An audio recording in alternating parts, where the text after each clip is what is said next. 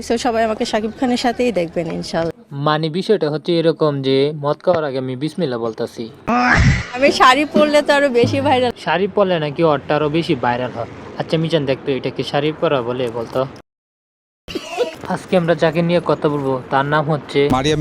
বিশ্বাস করেন ভাই, এর কথা ভাবলেও আমার 18 বছরের নিচে যারা আছেন প্লিজ এই ভিডিওটি দেখবেন না, কারণ নিজের কন্ট্রোল করার ব্যাপার আছে। ফিট রাখা ট্রাই করি হচ্ছে ছোট ছোট ড্রেস পরার জন্য। আমি জানতাম যে ফিট রাখার জন্য জিম করতে হয়, আর ইয়ে আপা বলতেছে যে ফিট রাখার জন্য নাকি ছোট ছোট ড্রেস পরতে হয়। নাউজুবিল্লাহ।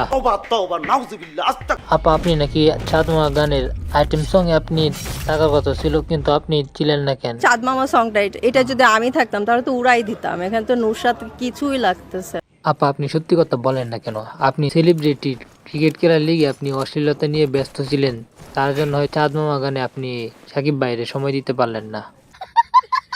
সবাই বলে আপনি কেত, আসলে আপনি কেত না অন্য কিছু, আপনি বলেন তো। কারণ আমি hot and sexy, that's why আমার সাথে। এই কথা শুনে অনেক ছেলেদের মন প্রাণ হারিয়ে গেল, জুড়িয়ে গেল। তো ওনার কিন্তু বিয়ে হয়েছিল লাস্ট 2 বছর হয়ে গেছে। আমি জানি আপনারা বিশ্বাস করবেন না, তার নিজের মুখ থেকে শুনেন। আমার ডিভোর্স হয়ে গেছে প্রায় 6-7 বছর। দেখলেন তো, তার ডিভোর্স হয়ে গেছে 6-7 বছর আগে।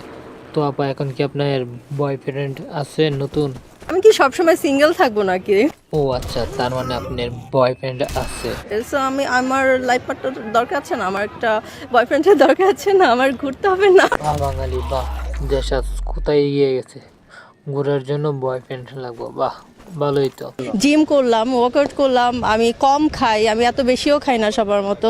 সো আমি যদি আমার ফিগারটাই না দেখাতে পারি তাহলে তো আসল কথা হইলো যে তিনি আসছে ফিগার দেখানোর জন্য, জিম টিম করে, এই সেলিব্রিটি ক্রিকেট খেলার জন্য না, ঠিক আছে? আমি যদি আমার ফিগারটাই না দেখাতে পারি তাহলে তো আপু আপনার ফিগার যা কিছু আছে সব দেখান, সমস্যা নাই, কিন্তু এটা আপনার মনে রাখতে হবে এটা যে মুসলিম দেশ, ঠিক আছে? এইসব ফিগার দেখানোর দেশ না এটা, ঠিক আছে? আপনার ফিগার দেখাবেন, এটা গিয়ে দেখান সুইজারল্যান্ড, থাইল্যান্ড গিয়ে, ঠিক আছে? ওই জায়গায় আপনারা কেউ কিছু বলবে না, ঠিক আছে?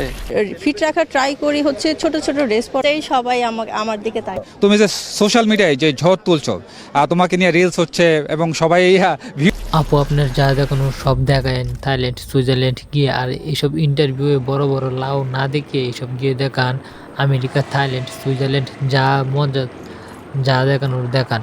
বাট এটা হচ্ছে বাংলাদেশ, আপনার মনে রাখতে হবে এটা একটা মুসলিম কান্ট্রির দেশ, এইসব আপনার স্টাইল চলবে না, ঠিক আছে?